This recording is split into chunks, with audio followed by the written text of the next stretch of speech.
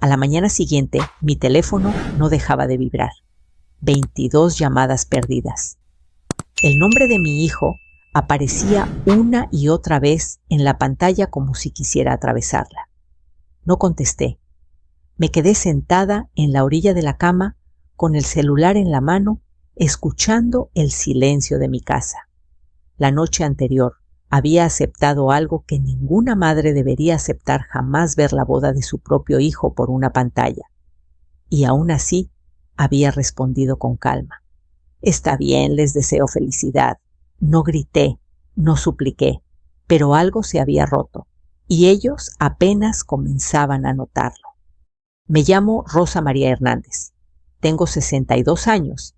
Soy viuda desde hace casi una década y vivo en una colonia tranquila al sur de la Ciudad de México. Mi vida no es lujosa, pero es ordenada. Trabajo medio tiempo como asistente administrativa en una pequeña empresa de seguros. No es el trabajo de mis sueños, pero me ha dado estabilidad y durante muchos años eso fue suficiente para mí.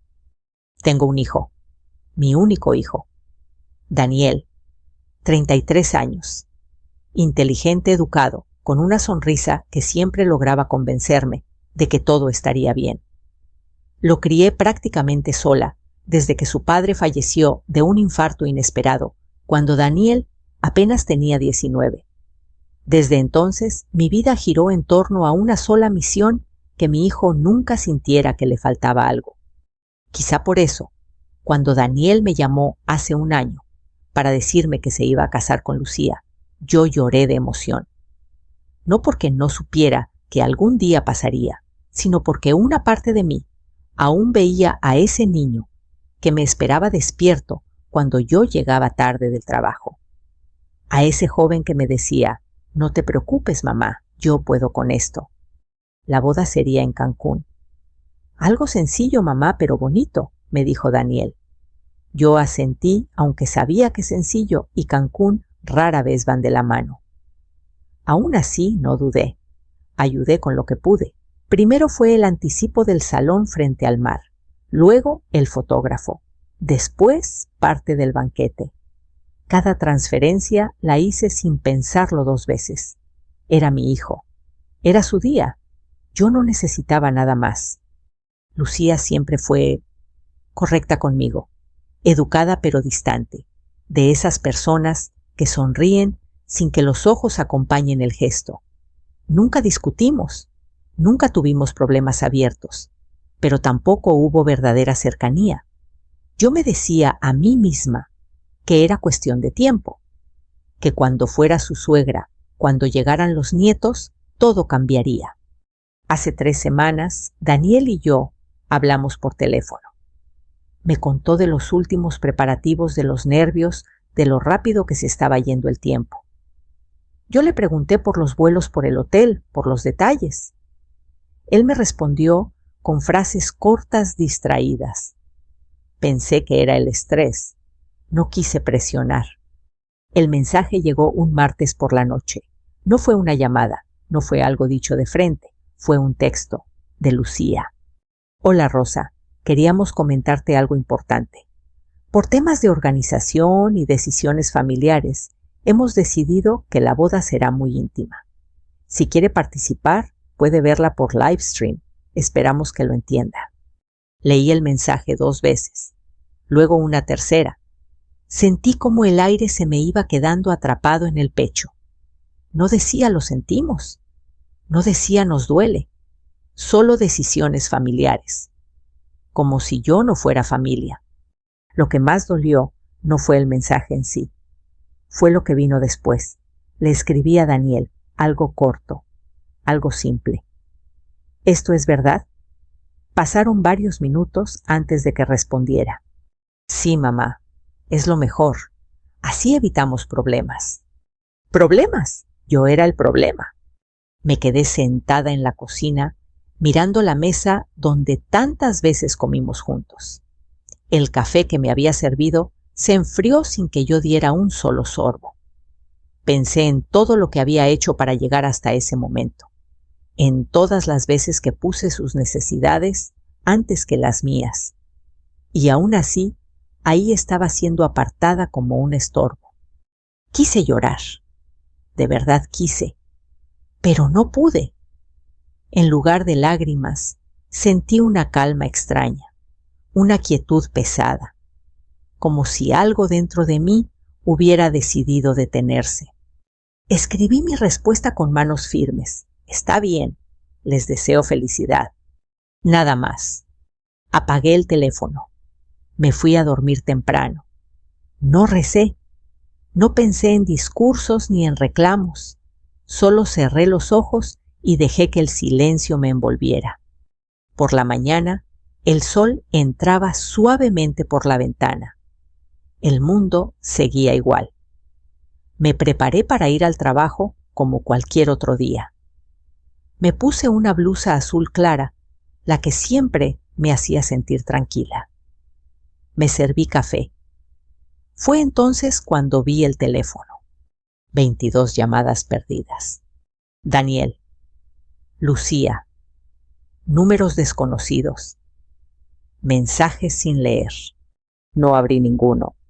Salí de casa con el bolso al hombro, cerré la puerta y caminé despacio hacia la parada del autobús. El aire olía a pan recién hecho de la panadería de la esquina. La vida seguía, y por primera vez en mucho tiempo no me sentí obligada a correr detrás de nadie.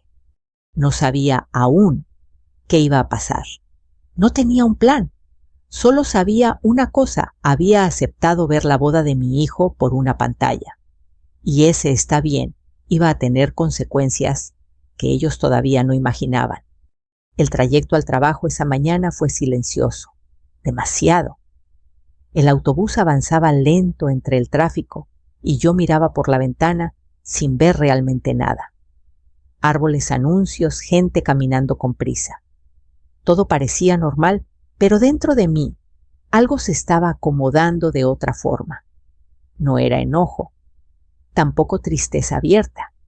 Era una especie de cansancio antiguo, como si mi cuerpo hubiera decidido recordar uno por uno todos los años que había pasado sosteniendo más de lo que me correspondía. En la oficina mis compañeros me saludaron como siempre. Respondí con una sonrisa breve y me senté frente a mi computadora.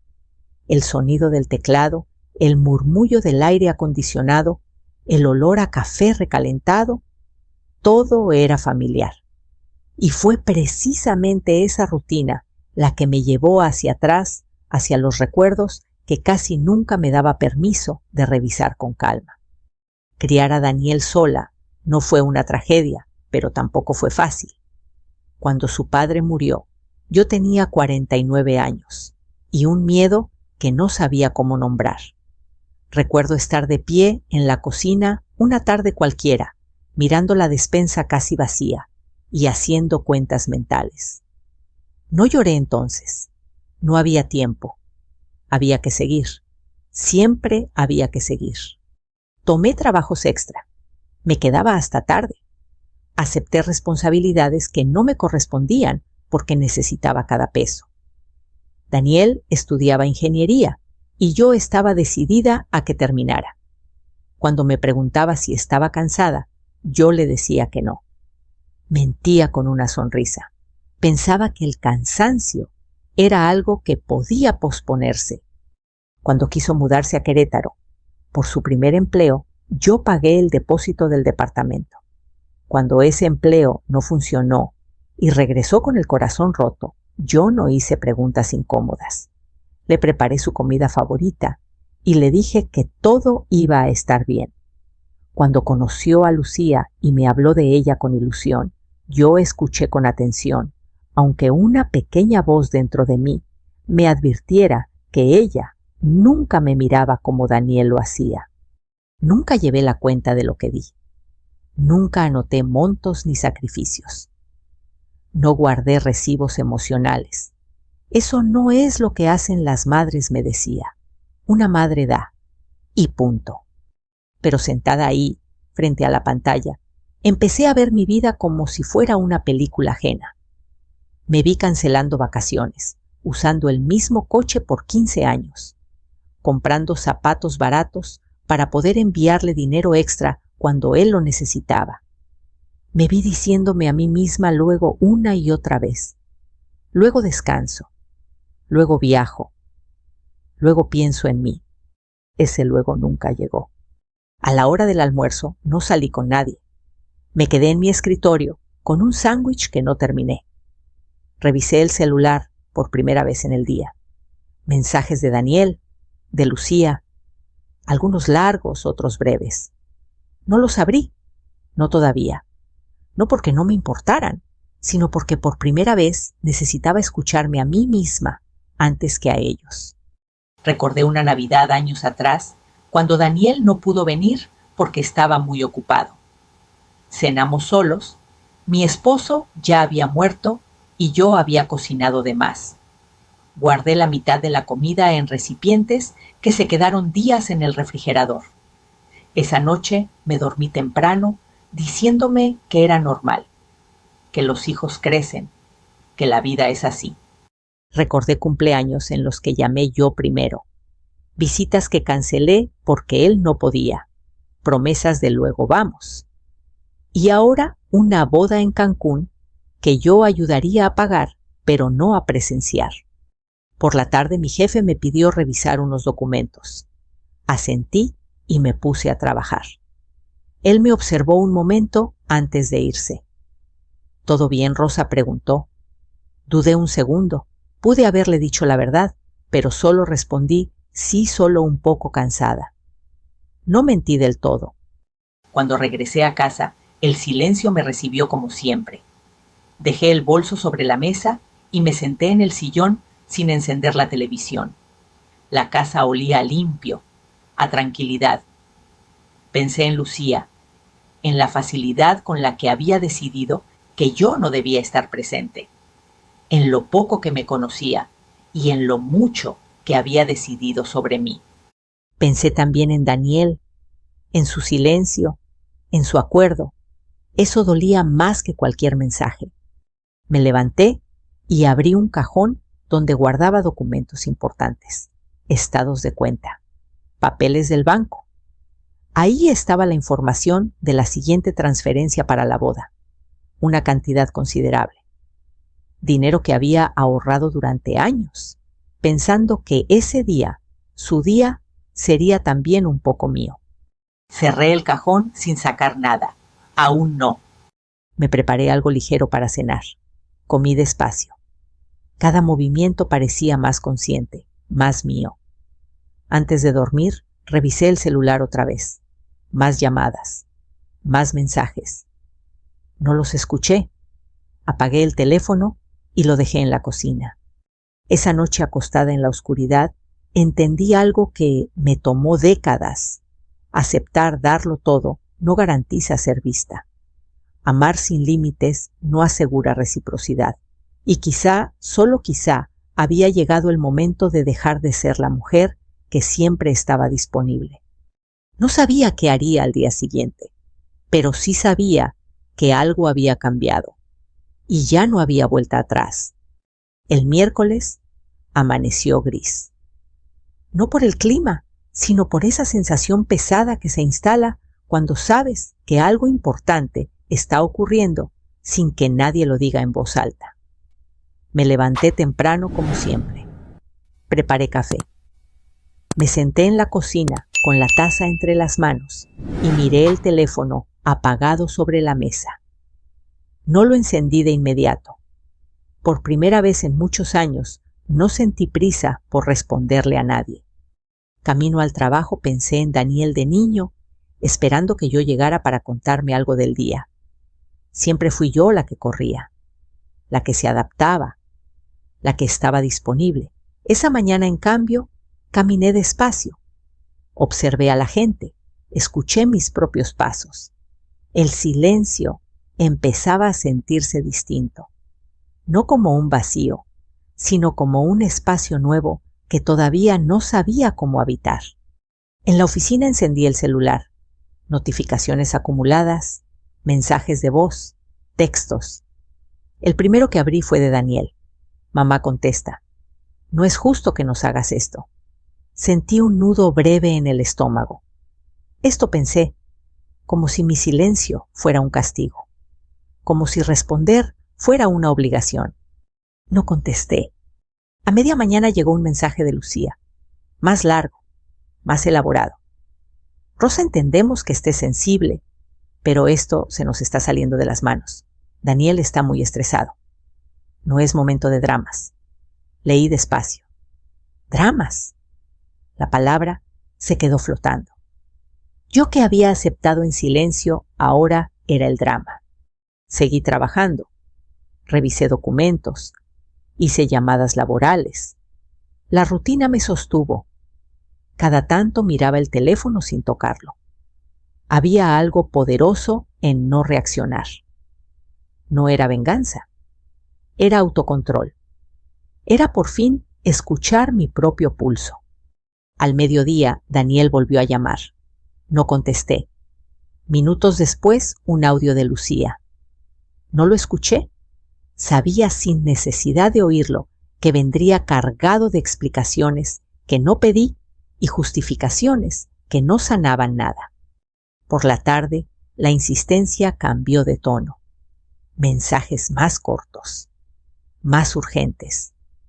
¿Estás bien, mamá, por favor? Necesitamos hablar. Me di cuenta de algo que me sorprendió. Nadie preguntaba cómo me sentía. Preguntaban por mi respuesta, por mi reacción, por lo que necesitaban de mí. Salí del trabajo y caminé unas cuadras antes de tomar el autobús. Necesitaba aire. Me senté en una banca y dejé que el ruido de la ciudad me rodeara. Pensé en todas las veces que hablé cuando hubiera sido mejor callar. En todas las ocasiones en que expliqué de más, me justifiqué de más, cedí de más. El silencio ahora era un idioma nuevo, y ellos no lo entendían. Cuando llegué a casa había mensajes de números desconocidos, seguramente familiares de Lucía, personas que nunca me llamaron para invitarme a comer, pero ahora encontraban mi número con facilidad. No respondí. Me preparé una sopa sencilla y comí despacio, como si cada cucharada fuera un acto de presencia. Esa noche, Daniel apareció en la puerta sin avisar. Lo vi por la ventana antes de abrir. Estaba inquieto, mirando el celular, respirando hondo. Abrí la puerta con calma. Mamá dijo sin saludar: ¿por qué no contestas? Hola, Daniel, respondí. Pasa. Entró y empezó a hablar antes de sentarse. Que si Lucía estaba muy afectada, que si sus suegros estaban molestos, que si yo estaba exagerando. Lo escuché sin interrumpir. Me senté frente a él con las manos cruzadas. ¿Terminaste?, pregunté cuando hizo una pausa. Eso es todo lo que vas a decir, replicó molesto. Estoy escuchando, dije. Suspiró. Bajó la voz. Mamá, es solo una boda. No hagas esto más grande. Lo miré. De verdad lo miré. Para ti es una boda. Para mí es la primera vez que me dices que no soy parte de tu familia. Se quedó callado. No esperaba eso.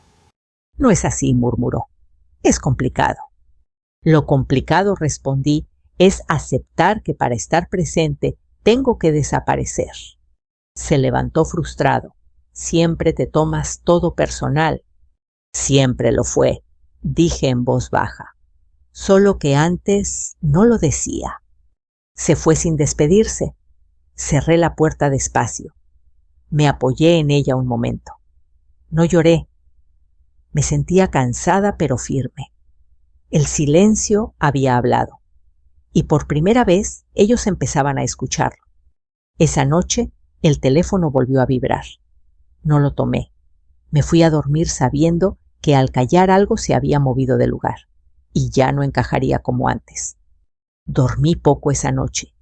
No por ansiedad, sino porque mi mente estaba despierta, ordenando cosas que llevaba años dejando en desorden. Me levanté antes de que sonara el despertador. La casa estaba en silencio, ese silencio limpio de la madrugada que siempre me había gustado. Preparé café y me senté frente a la ventana. Afuera, el cielo empezaba a aclararse. Todo parecía igual. Yo no. Pensé en el dinero. No como una amenaza, ni como un arma, sino como lo que realmente era el fruto de muchos años de trabajo y renuncias. Recordé la libreta, donde durante años anoté gastos, ajusté presupuestos, hice malabares para que nada faltara. Recordé la decisión consciente de ayudar con la boda. Lo hice por amor.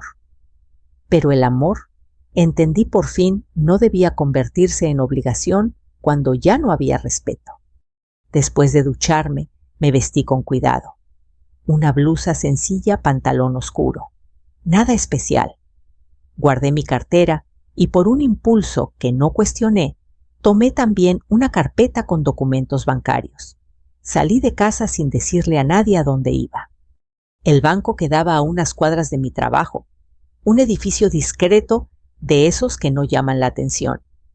Entré y me recibió el aire frío del aire acondicionado y el murmullo bajo de las conversaciones. Tomé un número y me senté. Observé a la gente, una pareja joven, discutiendo en voz baja, un señor mayor revisando papeles con cuidado. Pensé que todos cargábamos decisiones invisibles. Cuando me llamaron, me acerqué al escritorio. El ejecutivo me reconoció. «Buenos días, señora Hernández», dijo con amabilidad. «¿En qué puedo ayudarla?» Respiré hondo. «Necesito cancelar una transferencia programada». Tecleó algo en la computadora. «¿La de Cancún?» Asentí. Levantó la vista sorprendido. «¿Está segura?» «Aún no se ha procesado, pero el monto es considerable». «Lo sé», respondí con calma. Las circunstancias cambiaron. No preguntó más. Agradecí eso. Me explicó los pasos, las posibles penalizaciones. Firmé los documentos sin titubear. Cada firma fue un gesto pequeño pero definitivo. No sentí culpa. Sentí claridad. Al salir del banco, el sol ya estaba alto. Caminé despacio hacia la oficina. Mi teléfono vibró varias veces en el bolso. No lo saqué. Sabía que de alguna manera ya lo sabían. El dinero tiene una forma particular de anunciar su ausencia. Ese día trabajé con concentración. Revisé contratos, respondí correos, cumplí con mis tareas. A la hora de la comida, comí sola otra vez. No por tristeza, sino por elección. Necesitaba ese espacio. Por la tarde, el teléfono no dejó de vibrar. Mensajes de Daniel, de Lucía. Algunos largos, otros desesperados.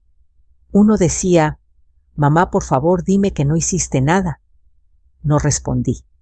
No porque quisiera castigarlos, sino porque no tenía nada más que explicar. Al llegar a casa, encontré varios mensajes de voz. No los escuché. Me serví un vaso de agua y me senté en el sillón. Miré alrededor. Esa casa había sido testigo de todo risas, llantos, silencios. Y ahora de una decisión que cambiaría muchas cosas. A las 7 de la tarde tocaron la puerta.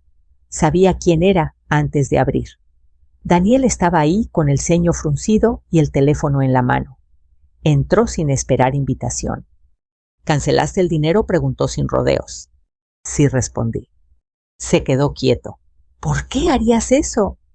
«Porque no voy a pagar por algo de lo que me excluyeron», dije con suavidad.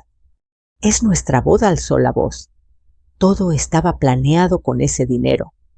Y mi presencia también debería haberlo estado, contesté. Empezó a caminar de un lado a otro. Lucía está destrozada. Sus papás dicen que esto demuestra que nunca nos apoyaste de verdad. Lo miré. He apoyado toda tu vida, Daniel. Solo que hoy decidí no hacerlo a costa de mi dignidad. Siempre haces todo más difícil, dijo cansado. No respondí. Solo dejé de hacerlo fácil para los demás y doloroso para mí. Hubo un silencio tenso. Daniel me miró como si no me reconociera. Quizá tenía razón. Yo tampoco me reconocía del todo. Y eso no era malo. Esto va a tener consecuencias, dijo finalmente. Ya las está teniendo, respondí. Se fue sin despedirse. Cerré la puerta y me quedé de pie unos segundos. Mi corazón latía rápido, pero no había arrepentimiento. Me senté y respiré hondo. Por primera vez en mucho tiempo había actuado pensando en mí. Esa noche el teléfono volvió a vibrar. Lo apagué, me preparé una cena ligera y comí en silencio. Antes de dormir me miré al espejo. Vi a una mujer cansada, sí, pero también firme. Una mujer que había decidido dejar de desaparecer para que otros brillaran.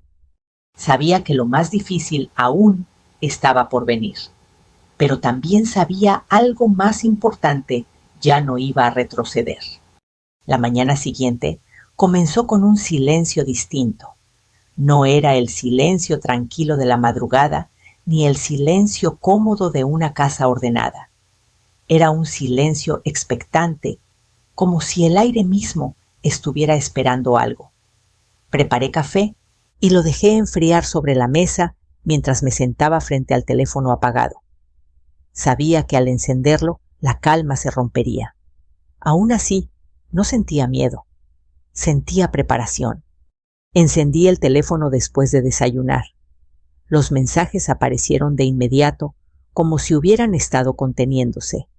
Daniel, Lucía, números desconocidos, un par de correos electrónicos. No los abrí todos. Elegí uno al azar. Era de Lucía. Rosa, esto se está saliendo de control. El lugar nos llamó. Dicen que el pago no se reflejó. No entiendo por qué estás haciendo esto. Podemos hablar. Hablar. Esa palabra volvía una y otra vez, cuando ya no había dinero de por medio. No cuando me excluyeron. No cuando decidieron que yo debía mirar desde lejos. Hablar ahora, cuando las cosas se complicaban para ellos. Salí rumbo al trabajo con el teléfono en silencio.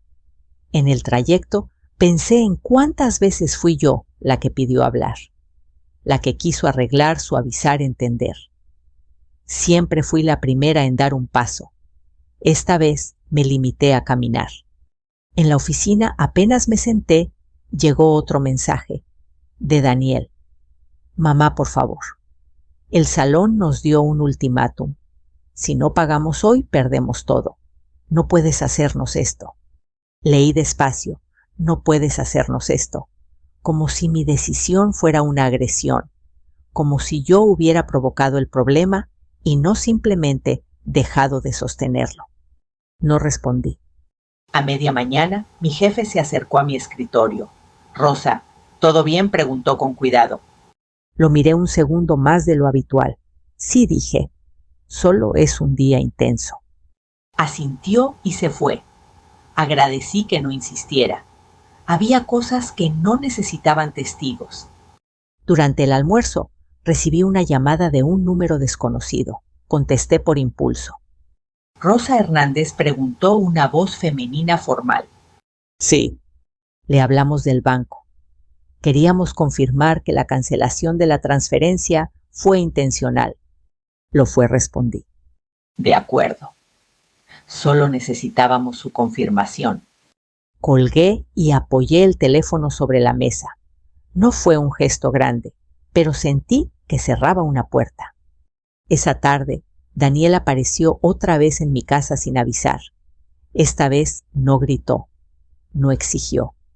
Entró con el rostro cansado, los hombros caídos. Se sentó frente a mí sin decir nada durante varios segundos. Mamá, empezó, finalmente están diciendo cosas muy feas de ti. Siempre lo hacen cuando ya no les sirvo, respondí con calma. No es justo, dijo. Lucía está llorando todo el día. Sus papás dicen que los dejaste colgados. Yo no los dejé, dije. Ellos me dejaron fuera primero. Se pasó la mano por la cara. No entiendes la presión que tenemos. La entiendo perfectamente, respondí. He vivido con presión toda mi vida. La diferencia es que yo no excluí a nadie para aliviarla. Siempre te victimizas, murmuró. Eso me dolió más de lo que esperaba. No levanté la voz. No me victimizo, Daniel. Me cansé. Me miró confundido. ¿Cansada de qué? De ser útil solo cuando hace falta, respondí. De ser invisible cuando no convengo. Hubo un silencio largo. Daniel miró alrededor de la sala como si buscara algo que lo salvara de la conversación. ¿Entonces no vas a ayudar?, preguntó finalmente. Ya ayudé, dije. Durante años. Se levantó de golpe. Esto va a romper a la familia. La familia se rompe cuando se decide quién importa y quién no, respondí. Abrió la boca para decir algo más, pero se detuvo. Tomó su teléfono, lo miró, suspiró. Lucía quiere hablar contigo. No, dije sin dureza. No ahora. Nunca. Pensé un momento. No lo sé, pero no mientras mi presencia sea una negociación. Se fue sin decir nada más. Cerré la puerta y me apoyé en ella. Mi corazón latía fuerte, no por miedo, sino por la certeza de que estaba cruzando un punto sin retorno. Esa noche llegaron correos, mensajes más suaves, más amables, incluso uno que decía: ¿podemos reconsiderar lo del live stream? Tal vez sí puedas ir. No respondí. No era una invitación, era una concesión tardía. Me senté en la cocina con una taza de té. Pensé en todo lo que había pasado en tan pocos días, en cómo de pronto yo era necesaria, no como madre, sino como solución. Y entonces lo entendí con una claridad que dolía y aliviaba al mismo tiempo. No me extrañaban. Extrañaban lo que yo aportaba. Apagué el teléfono y lo dejé boca abajo. Me recosté en el sillón y cerré los ojos. No sabía cómo terminaría todo, pero sí sabía que no volvería a ocupar el lugar que me habían asignado sin preguntarme. A veces, para que te vean, tienes que dejar de sostener a todos, y ese día, por primera vez, me permití soltar. El jueves amaneció con una lluvia fina de esas que no hacen ruido, pero empapan todo lentamente. Me quedé unos minutos más en la cama, escuchando cómo las gotas golpeaban la ventana. Pensé que de alguna manera, así se había sentido mi vida durante años, una entrega constante, silenciosa, que nadie notaba hasta que faltaba. Encendí el teléfono después de ducharme, no por ansiedad, sino porque sabía que ese día algo sería distinto, y no me equivoqué. Había un correo electrónico de Lucía con el asunto: necesitamos hablar con calma. La palabra calma me hizo sonreír con ironía. La calma siempre llega cuando ya no queda nada que controlar. Abrí el mensaje. Rosa, sabemos que todo esto se salió de proporción. No fue nuestra intención hacerte sentir excluida. Tal vez cometimos errores en la forma, pero tú también estás exagerando. Daniel y yo hablamos y creemos que lo mejor es sentarnos como adultos. Aún podemos arreglar lo de la boda, pero necesitamos tu apoyo. Leí el correo 2 veces. No había una disculpa real. No había un lo sentimos. Solo un intento de equilibrio falso, como si el dolor pudiera dividirse en partes iguales para que nadie se sintiera responsable. Minutos después llegó otro correo, de Daniel. Mamá, por favor, ya hablé con Lucía y con sus papás. Están dispuestos a dejar que asistas a la ceremonia siempre y cuando resolvamos hoy el tema del pago. No queremos pelear contigo. Solo queremos que todo vuelva a la normalidad. Ahí estaba, claro como el agua, mi presencia convertida en moneda de cambio. Asistir no porque me quisieran ahí, sino porque ahora me necesitaban. Cerré la computadora con cuidado, como si al hacerlo también cerrara algo dentro de mí. Salí rumbo al trabajo bajo la lluvia. Caminé despacio, dejando que el agua mojara mis zapatos. Pensé en cuántas veces acepté acuerdos injustos por no perder la paz. en cuántas veces confundí amor con aguante. Esa mañana entendí que no quería volver a la normalidad, porque la normalidad para mí siempre había sido ceder. En la oficina me senté frente a mi escritorio sin encender la computadora. Miré mis manos, manos que habían trabajado sin descanso, manos que habían firmado cheques con tratos permisos, manos que ahora temblaban apenas no por miedo, sino por emoción contenida. A media mañana Daniel volvió a llamar. Contesté, no por presión, sino porque sentí que ya podía hablar sin perderme. Mamá dijo apenas escuchó mi voz, gracias por contestar. Dime, Daniel, esto se está complicando mucho. Los proveedores están encima. Mis suegros están furiosos. Dicen que si no pagamos hoy, cancelan todo. Entiendo, respondí. Entonces, ¿nos vas a ayudar? Respiré hondo. ¿Ayudarlos a qué? Hubo una pausa incómoda. A salvar la boda. Y mi lugar en ella, pregunté con suavidad. Ya te dije, respondió rápido. Puedes venir, estar ahí. Solo arreglemos esto primero. Cerré los ojos un segundo. Daniel, ¿te das cuenta de lo que estás diciendo? No es así, mamá. Sí lo es, respondí. Mi presencia ahora depende de si pago o no. Eso no es amor. Es una transacción. Estás exagerando, dijo con un tono cansado. Siempre llevas todo al extremo. Sentí un pinchazo en el pecho, pero no levanté la voz. No estoy exagerando. Estoy viendo las cosas como son por primera vez. Se quedó callado. Luego suspiró. ¿Entonces qué quieres? La pregunta me sorprendió. Nadie me la había hecho así antes. ¿Qué quería yo? Pensé unos segundos antes de responder. Quiero respeto, dije. Y eso no se compra ni se negocia. Pero la boda es suya, respondí. Mi dignidad es mía. Colgué con suavidad. No sentí alivio inmediato. Sentí tristeza, pero también una firmeza nueva, como si hubiera plantado los pies en el suelo después de mucho tiempo caminando sobre arena. Ese mismo día llegó un mensaje más, esta vez de la madre de Lucía. Nunca me había escrito antes. Rosa, no entiendo por qué estás reaccionando así. Las bodas son complicadas. No hagas que esto se vuelva un escándalo familiar. Escándalo. Otra palabra que se usaba para minimizar lo que sentía. No respondí. No porque no tuviera que decir, sino porque ya no necesitaba explicar mi dolor a quien nunca se tomó el tiempo de conocerlo. Esa tarde, al salir del trabajo, me senté en un café pequeño cerca de casa. Pedí un té caliente y me quedé mirando a la gente pasar. Parejas, familias, personas solas, todos con sus propias historias. Me di cuenta de que por primera vez no estaba esperando nada de nadie, y esa ausencia de expectativa era liberadora. En casa encendí una vela y me senté en silencio. Pensé en la boda, en Cancún, en el mar que no vería, y sorprendentemente no sentí envidia ni resentimiento. Sentí distancia, como si esa vida ya no me perteneciera.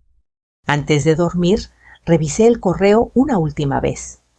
Había otro mensaje de Daniel más corto. Mamá, dime qué necesitas para arreglar esto. Miré la pantalla durante varios segundos. Luego escribí una sola línea. No todo se arregla con dinero. Apagué el teléfono. Esa noche dormí profundamente, sin sueños, sin sobresaltos, como si mi cuerpo entendiera que ya no había nada que defender. Al día siguiente, supe que la boda, tal como la habían planeado, estaba a punto de derrumbarse, y por primera vez eso no me hizo sentir culpable. A veces perder un lugar en la mesa es la única forma de recuperar la propia voz. El viernes por la mañana desperté con una sensación extraña ligereza, no porque todo estuviera resuelto, sino porque algo dentro de mí había dejado de luchar. Preparé café y me senté junto a la ventana, observando cómo el cielo se abría paso entre las nubes. Pensé en Cancún, en el mar, que no vería en la ceremonia, que no presenciaría. Y por primera vez, desde que todo comenzó, entendí que mi ausencia no era una pérdida para mí. Era una decisión. Ese mismo día, los mensajes llegaron con menos fuerza, menos urgentes, más resignados. Daniel escribió temprano: mamá, el salón canceló. Perdimos el anticipo. No había reproche directo, solo información, como si me estuviera dando un reporte final. Horas después, Lucía envió un mensaje largo. No lo abrí de inmediato. Me tomé mi tiempo. Fui al trabajo, cumplí con mis tareas. Almorcé tranquila. Cuando finalmente lo leí, encontré una mezcla de disculpa y justificación. Palabras como: no fue nuestra intención. Las cosas se complicaron, todos estamos bajo presión. No había una sola frase que reconociera el daño. Solo el caos. Esa noche Daniel vino a verme por última vez. No llegó alterado. No gritó. Se sentó frente a mí con los hombros caídos. Vamos a hacer algo pequeño, dijo, en el jardín de los papás de Lucía. Solo familia cercana. Me alegra, respondí con sinceridad. Me miró confundido. ¿No quieres venir? Pensé un momento. No dije: no esta vez. Abrió la boca para preguntar, pero no lo hizo. Creo que en el fondo ya sabía la respuesta.